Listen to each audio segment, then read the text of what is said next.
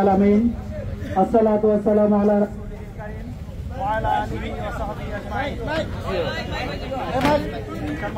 সুধীমণ্ডলী সম্মানিত সুধীমণ্ডলী, আমাদের আজকের এই পথসভা আমরা আমাদের যাত্রা শুরু করেছি ভাল্লা ব্রিজের গোড়া থেকে।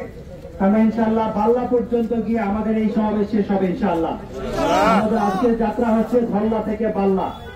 আমরা আজকে যেখানে দাঁড়িয়েছি এই জায়গাটি হচ্ছে অধ্যাপক আলী আকবরের জন্মভূমি।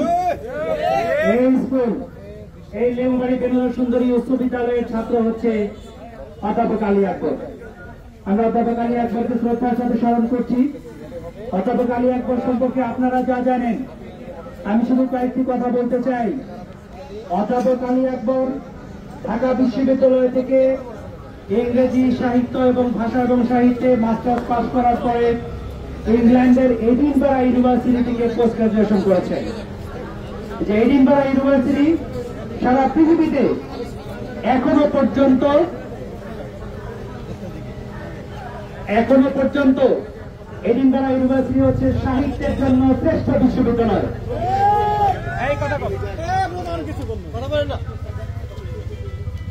যে এডিনবরা বিশ্ববিদ্যালয় সারা পৃথিবীতে এখনো পর্যন্ত সাহিত্যের শ্রেষ্ঠ বিশ্ববিদ্যালয়।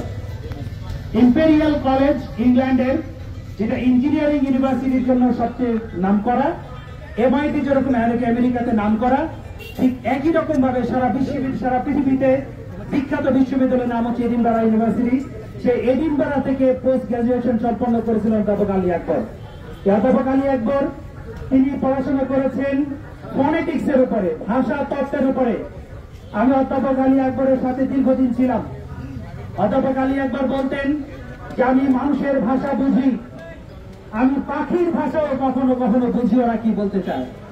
এই ধরনের একজন গুণীজনের জন্ম হয়েছিল এই লেবুবাড়িতে, এই বিনোদন সুন্দর উচ্চ বিদ্যালয়ের শ্রেণীকক্ষ থেকে।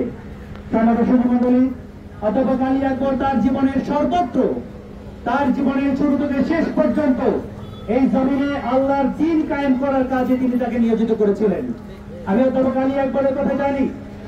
অধ্যাপক আলী আকবর তিনি এতটা অনেস্টির সাথে জীবনযাপন করতেন। সেই আমলে ইংরেজিতে অধ্যাপক যারা হয়েছেন তাদের ঢাকা শহরে একাধিক বাড়ি, টিউশনি করতে পেতেন হাজার হাজার টাকায়। অধ্যাপক আলী আকবর বলতেন যে আমার ক্লাসরুমের ভেতরে ছাত্রদেরকে বুঝিয়ে দেওয়ার জন্য সরকার আমাকে দায়িত্ব দিয়েছে, আমাকে বেতন দেয়, ছাত্ররা যেন ক্লাসরুমে বুঝে দেয় সেটাকে বুঝিয়ে দেওয়ার জন্য। এদেরকে যদি প্রাইভেট পড়াই তাহলে সেটা জায়েজ হবে না, টাকাটা ইনকাম করা হালাল হবে না। এই ধরনের নৈতিকতা সম্পন্ন একজন মানুষ ছিলেন অধ্যাপক আলী আকবর। সম্মানিত সুধীমণ্ডলী, এই আলী আকবরের ভিতরে যে নৈতিকতা তৈরি হয়েছিল, এই নৈতিকতা তৈরি করেছিল বাংলাদেশ জামাত ইসলামী, এই নৈতিকতা তৈরি করেছে ইসলামী আন্দোলন, এই নৈতিকতা তৈরি করেছিল ইসলাম। আমরা সেরকম একটা নৈতিক সমাজ গঠন করতে চাই, আমরা একটু দুর্নীতি মুক্ত সমাজ গঠন করতে চাই। 1988 সালের বন্যার সময় আমি আলী আকবরকে দেখেছি।